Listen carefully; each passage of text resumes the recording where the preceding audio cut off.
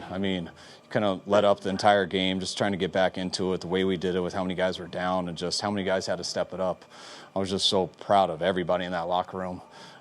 They never stopped fighting, and they had to. That's a really good team, and I was just so proud of the guys. It's real hard when, you have a season where you lose 4 in a row.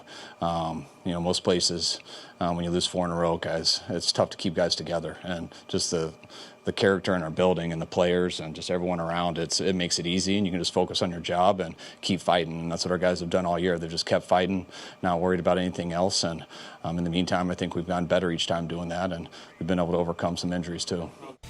All right, so here you go. How about this? 49ers. And, they were underdogs in 5 of these 6 games. They've won all 6. And in this one, they're down 17-0. That's the second biggest comeback of the year. Only when the Ravens came back down 19 against the Colts on Monday Night Football have we had a bigger comeback the entire season. And it wasn't against, whatever. Sean McVay was 45-0 at halftime when he had the lead.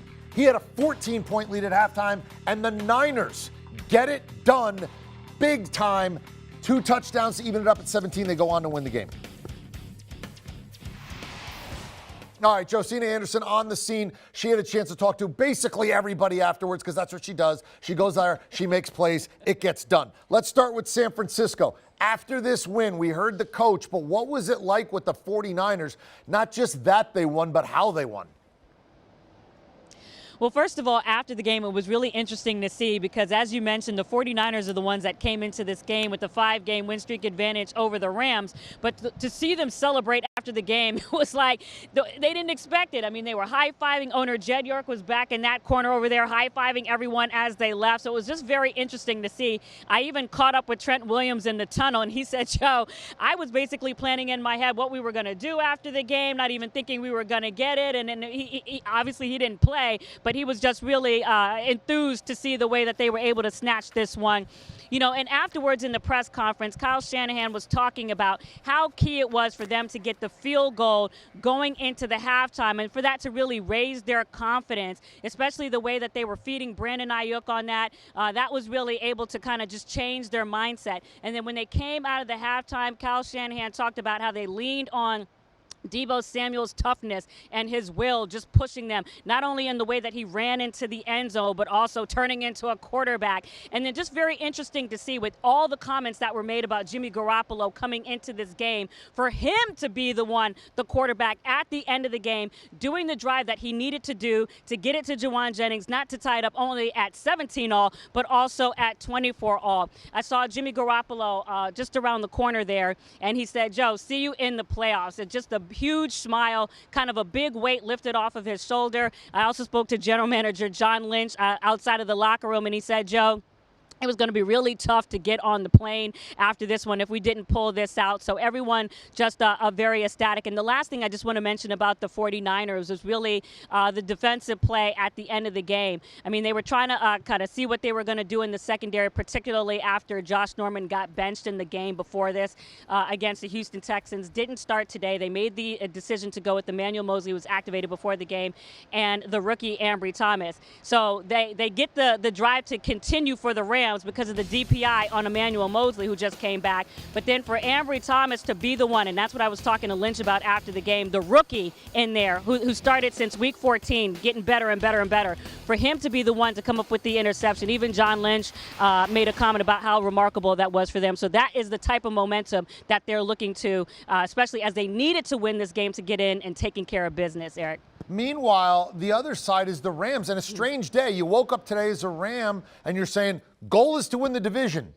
You did, but you didn't win the game and you kind of gave it away. What was the feel like for the Rams after the game and this day? I mean, was it failure? Was it bittersweet? Was it success? How do they treat it?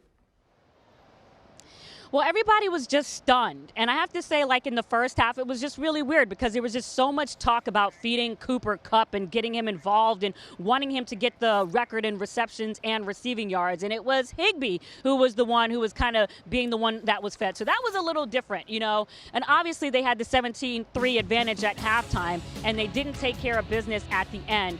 At the end of the game, I saw head coach Sean McVay kind of leave stone-faced, just walk out of the locker room, not much to say. In the press conference, he said, you got to finish. very irate, didn't talk much, got to finish. And then when Jalen Ramsey, the cornerback, was even asked, how he felt, he said there's no silver lining to take away from this, even though they were blaring division champs on the scoreboard above me here. It didn't really feel like any cause to celebrate there.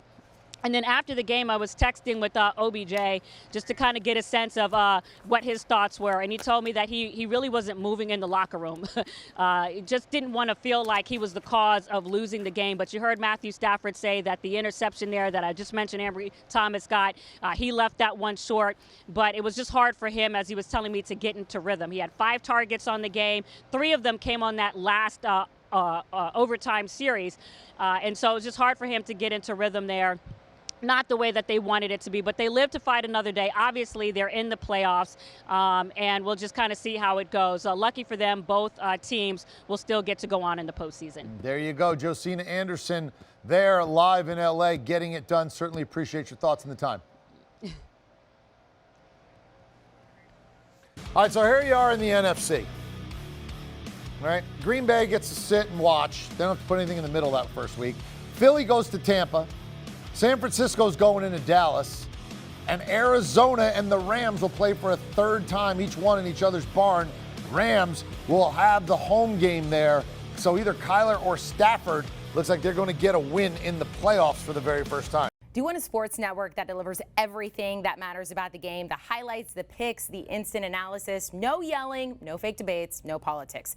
Hit the subscribe button and never miss a moment.